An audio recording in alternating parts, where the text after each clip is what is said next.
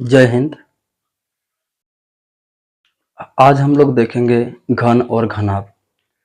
घन जो है वह त्रिआयामी आकृति की होती है, अर्थात उसके लंबाई, चौड़ाई और ऊंचाई का जो माप होगा वह तीनों बराबर होगा।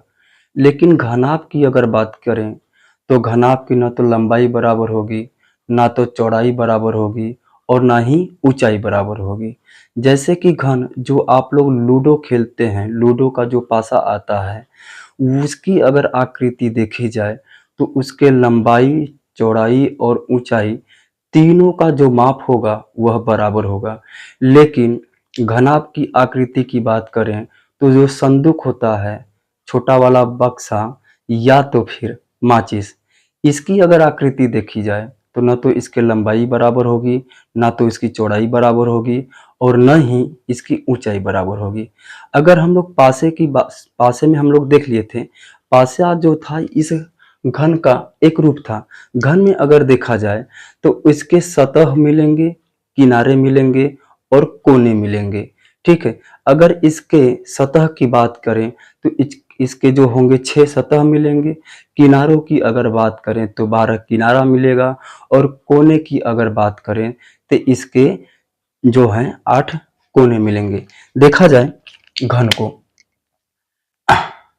घन घन जो है यह क्यूब का ही रूप होता है। इसकी जो आकृति होगी वह इस तरह से होगी।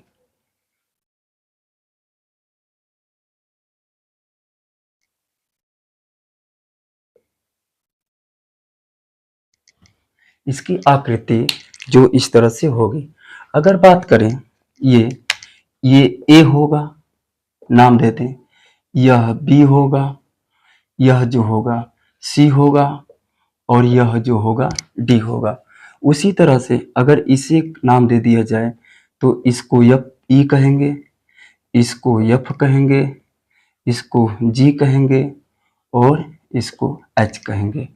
इन आठों की अगर बात करें A B C D E F G H, ये जो भुजा हैं इनकी अगर बात करें तो इनकी जो माप होगी यह हर जगह बराबर होगा। यहाँ से लेकर यहाँ तक ए मिलेगा, इसकी भी माप ए होगी और इसका भी माप जो होगा ए होगा। ये भी क्या होगी, माप ए होगा। मतलब अगर कहा जाए सबकी माप जो होगा वह ए बराबर होगा। ठीक है, ये भी क्या होगा, बराबर होगा, यह भी बराबर। और ये वाली भुजा जो होगी, सब भुजाएं क्या हैं, एक दूसरे के बराबर हैं। और जब यह एक दूसरे के जब बराबर हैं तो हम कह सकते हैं यह सभी भुजाएं ए हैं। तभी तो इसके जो होंगे लंबाई, लंबाई और चौड़ाई तथा ऊंचाई सभी के मान जो होंगे वह बराबर होंगे, अर्थात ए होंगे। जब घन की बात करें तो घन के अगर लंबाई, चौड़ाई और ऊंचाई सभी अगर बराबर होंगे तो वह घन होगा। इसमें अगर देखा जाए तो इसमें अगर पहला नंबर हमको मिलेगा सतह। सतह की बात करें तो सतह हमारे इसमें ए बी सी डी एक होगा, दूसरा हमारा बनेगा ई जी एच और एफ बनेगा, दो हो गया।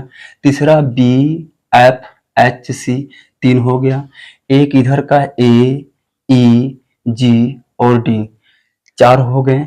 एक बनेगा ए बी ई और एफ, पांच हो गए। इसके एक पीछे डी जी एच सी, कुल सतह जो बनेगा वह सतह हमारा 6 बना। सतह जो बना वह 6 बना। उसी तरह से अगर किनारों की बात करें, किनारे किनारों की बात अगर करें तो इसमें जो किनारा मिलेगा वह किनारा हमारा जो बनेगा, ठीक है, वह किनारा हमारा जो बनेगा वह 12 बनेगा। जैसे कि अगर देखा जाए तो एक किनारा हमारा जो होगा बी सी होगा। ठीक है, एक, दो, तीन, चार, ठीक है, चार ऊपर हो गया, तो 4 5 6, ये वाला 7 और यहाँ पे 8, ठीक है, ये 9 और ये हमारा हो जाएगा 10 और एक 11 और ये 12।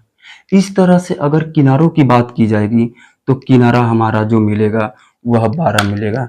लेकिन कोने की बात की जाए, कॉर्नर की बात की जाए, कोने की बात की जाए तो कोना जो हमारा मिलेगा वह 8 मिलेगा। A B C D E F G H, ये हमारे 8 कोने मिलेंगे, ठीक है। ये अगर देखा जाए तो ये घन है। घन में अगर सतह की बात की जाएगी तो 6 सतह मिलेगा, किनारों की बात अगर की जाएगी तो 12 किनारा मिलेंगे और कोने की बात अगर की जाए, कॉर्नर की बात की जाएगी तो 8 कोने मिलेंगे, ठीक है। अब हम देखेंगे किसी भी घन को छोटे घनों में काटना, किसी भी घन को छोटे घनों में काटना, किसी घन को छोटे घन में काटना। इस तरह से कैसे इसको हम लोग काटेंगे, ठीक है। जैसे कि अगर आप देखें, एक लकड़ी का गुटका ले लीजिएगा, मान लीजिएगा कि ये हमारा जो है ये यहाँ से लेकर यहाँ तक ये लकड़ी का एक गुटका है, ठीक है, यह लकड़ी का एक भाग है, यह लकड़ी है, यह लकड़ी है। अब इस लकड़ी की जो माप होगी ये यहाँ से लेकर और यहाँ तक ये 10 सेंटीमीटर होगा, 10 सेंटीमीटर का लकड़ी है। अब इसको हमें, ठीक है, 2 सेमी के छोटे छोटे भाग करने हैं, 2 सेमी के छोटे छोटे भाग करने हैं। अब देखिएगा, अगर ये यहाँ से लेकर यहाँ तक है और ये 10 सेमी है तो इसका अगर हम छोटे छोटे भाग करेंगे तो निश्चित है 1 भाग, 2 भाग, 2 4, 2 6, 2 8 और 2 10। इसका मतलब ये हुआ कि यह 2 भाग में जो है बटा है, मतलब यहाँ से यहाँ तक 2, यहाँ से 2, यहाँ से 2, यहाँ से 2 सेंटीमीटर और यहाँ से जो बनेगा यह 2 सेंटीमीटर तक का बनेगा, ठीक है। पहली बात तो इसे अगर हम छोटे कितने भागों में काटें तो 1 2 3 4 भागों में हमने इसको क्या किया, 4 भागों में काट दिया। पहला भाग किया, दूसरा भाग किया, तीसरा और 4। मतलब कि अगर किसी भी घन को अगर हमें छोटे भाग में करना होगा तो जितना भाग बनेगा उससे एक बार कम काटना होगा। जैसे कि अगर ये यन की बात की जाए कितनी भाग में काटना होगा तो बड़ा घन होगा, बड़ा घन की भुजा बटे छोटे घन की भुजा, बड़े घन की भुजा बटे छोटे घन की भुजा। यह बता देगा कि उस घन को कितने भाग किए गए हैं, कितने भाग किए गए हैं। यह बताता है कि इस घन को कितने भाग किए गए या इस लकड़ी के कितने टुकड़े किए गए। तो इस लकड़ी के देखा जाए तो 1 2 3 4 5 टुकड़े किए गए हैं। लेकिन बात ये भी होता है कि अगर इस लकड़ी के 5 टुकड़े किए गए तो काटा कितनी बार गया, तो इसके जब 5 टुकड़े हो रहे हैं, कितने टुकड़े हो रहे हैं, टुकड़ों की अगर बात करें तो टुकड़ों की बात करें तो 5 होगा। लेकिन काटा कितनी बार गया है, काटा कितनी बार गया है, ये काटा जो है 1 2 3 4, ये काटा गया 4 बार।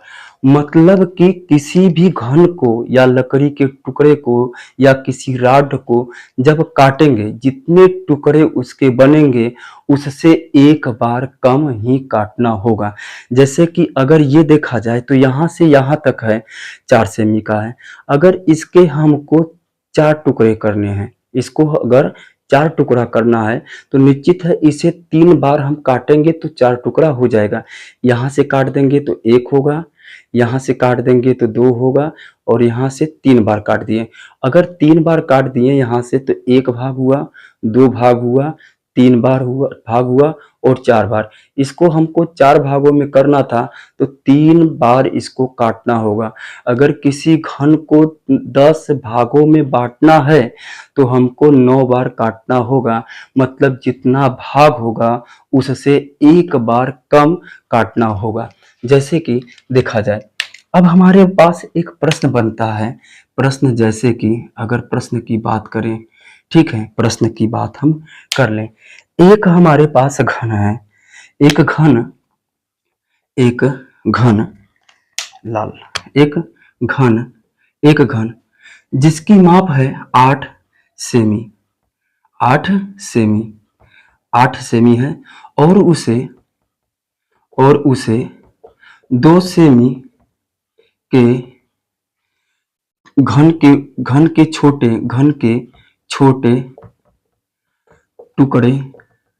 टुकड़ों में काटा गया तो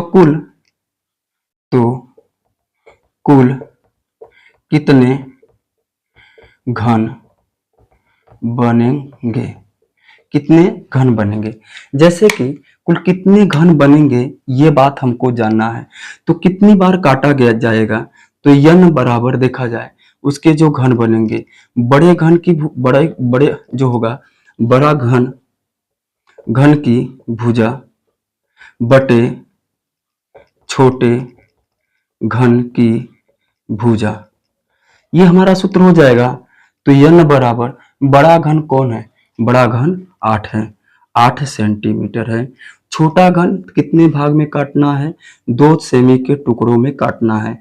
तो अगर देखा जाए तो 2 से काटेंगे 8 को, 4 बार कटेगा, मतलब कि इसको अगर 8 सेंटीमीटर का कोई घन है, 8 सेंटीमीटर का अगर कोई घन है, 8 सेंटीमीटर का, और उसको अगर 2 सेमी के छोटे टुकड़ों में काटा जाएगा तो वह 4 भागों में बटेगा, 4 भागों में बटेगा। जैसे कि मान लें कि यह हमारा अगर यह है टुकड़ा, ठीक है, अगर इसको ये 8 है, अगर इसको 2-2 सेमी में काटा जाएगा, 2-2 सेमी में काटा जाएगा तो यह देखा जाएगा कि यह कितनी बार कटेगा।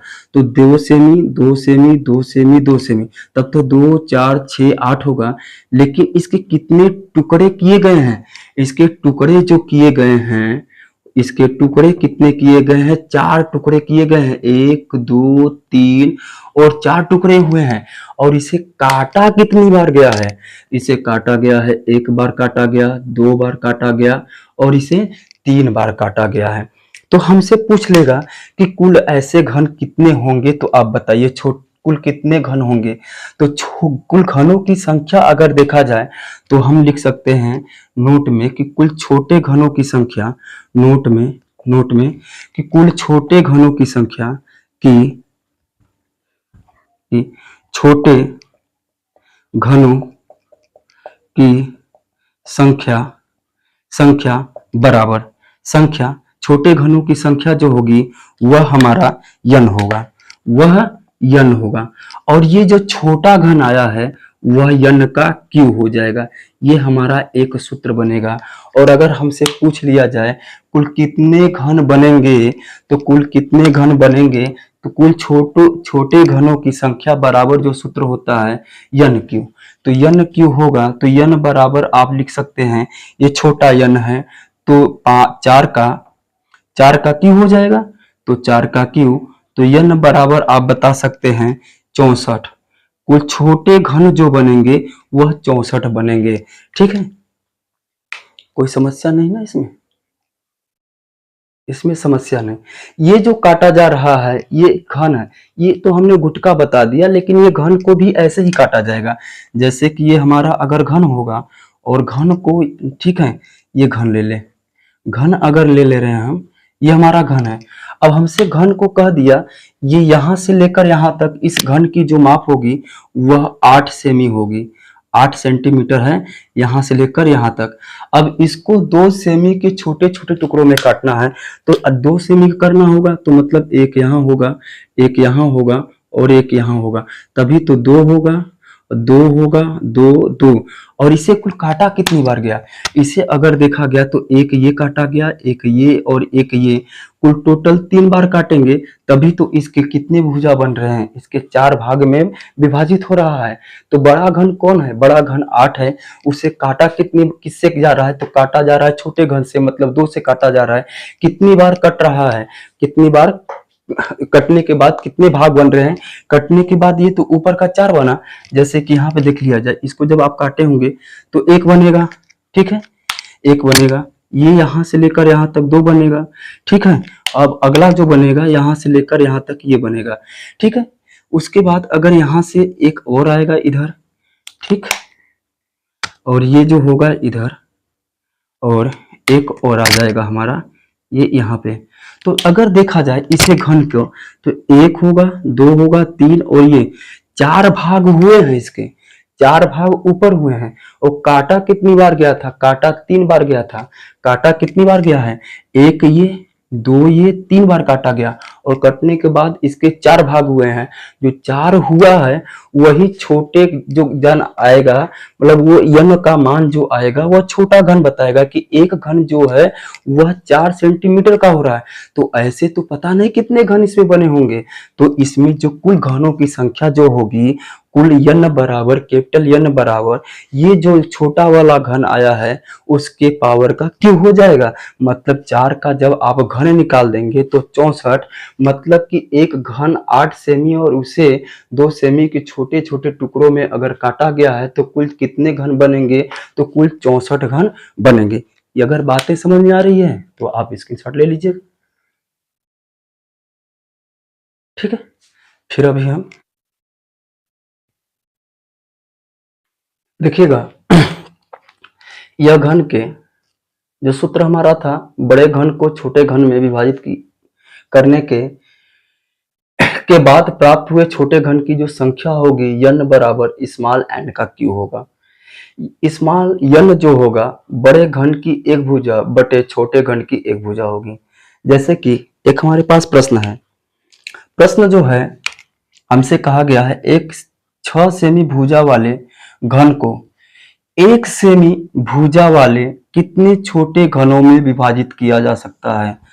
मतलब कि एक बड़ा सा घन है और बड़े से घन को न जी हम लोग उसको एक छोटे 1 सेमी के छोटे छोटे भुजा के घनों में विभाजित करेंगे।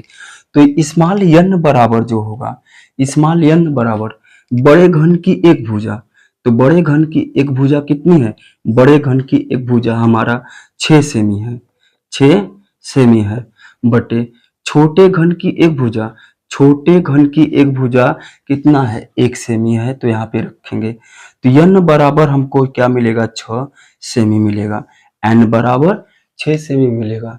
लेकिन अगर बात करें तो कितने छोटे घनों में विभाजित किया जा सकता है, तो बड़े घन को छोटे घन में विभाजित करने के बाद प्राप्त हुए छोटे घन की संख्या जो होगी वह एन बराबर एन का क्यू होगा। एन बराबर एन का क्यू जो होगा तो हम कह सकते हैं यन कितना है, 6 है, और 6 का क्यू कर देंगे, तो यन बराबर 6 का जो क्यू बनेगा वह 216 सेमी बनेगा। तो हम कह सकते हैं जो छोटे घन में विभाजित होने के बाद जो घनों की जो संख्या होगी वह 216 होगा। इस प्रश्न को लगाइएगा आप लोग। तो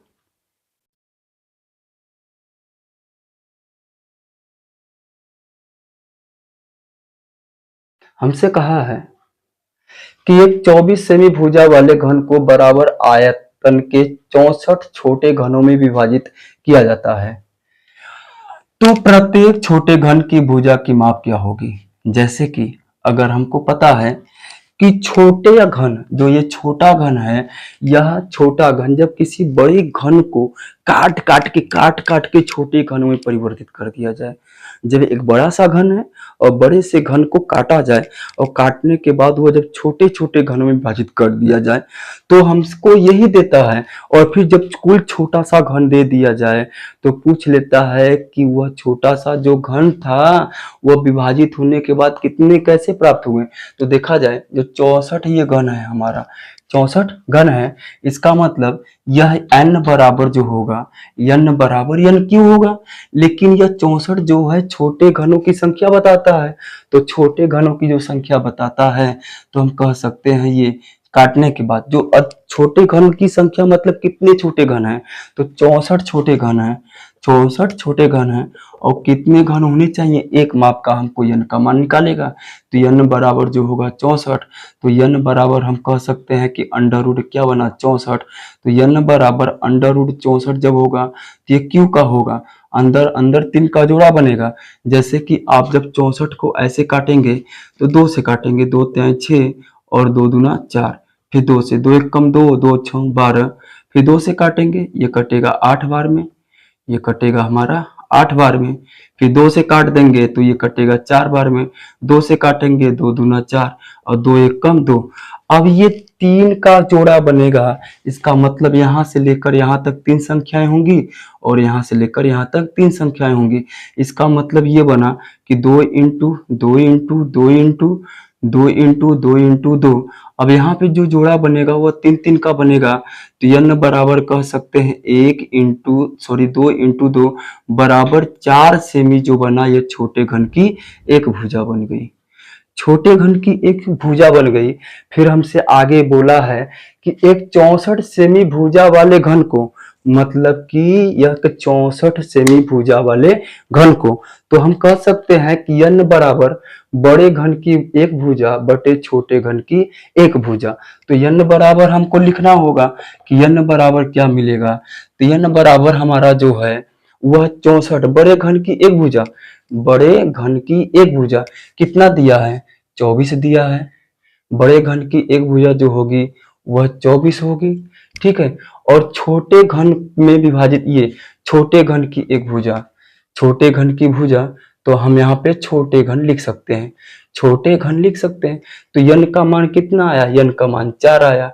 तो 4 बराबर जो होगा हमारा, 4 बराबर ये 24 बटे छोटा घन, छोटा घन हम मान लेंगे इसके एक मानने के बाद हम यहाँ से यहाँ तक तिरे गुणा कर देंगे। तो यह हो जाएगा 4 छोटा घन बराबर 24, और छोटा जो घन मिलेगा, छोटा घन मिला वह 24 बटे कितना हो जाएगा 4, सॉरी 24 बटे 4, और 4 6 24, मतलब हम कह सकते हैं कि जो 6 सेमी का होगा वही छोटे घन की एक माप होगी। इसको सॉल्व करिएगा। ये थोड़ा छोटा इसलिए लिख दिए कि जगह की समस्या यहाँ पे थी, लेकिन आप लोग समझ रहे होंगे। ये बिंदी नहीं है, बीच में इंटू है लगा हुआ है, यह इंटू का चिन्ह है, गुणा का चिन्ह है, छोटा छोटा लगा दे रहे हैं, ये इंटू है। अब इसमें आप लोग 3 3 का, यहाँ पे 3 होता है तो 3 का जोड़ा बनेगा, यहाँ पे कुछ नहीं लिखा है इसका मतलब 2 की कर रही है तो 2 का जोड़ा बनेगा, यहाँ पे 5 लिखा है इसके अंदर 5 का जोड़ा बनेगा।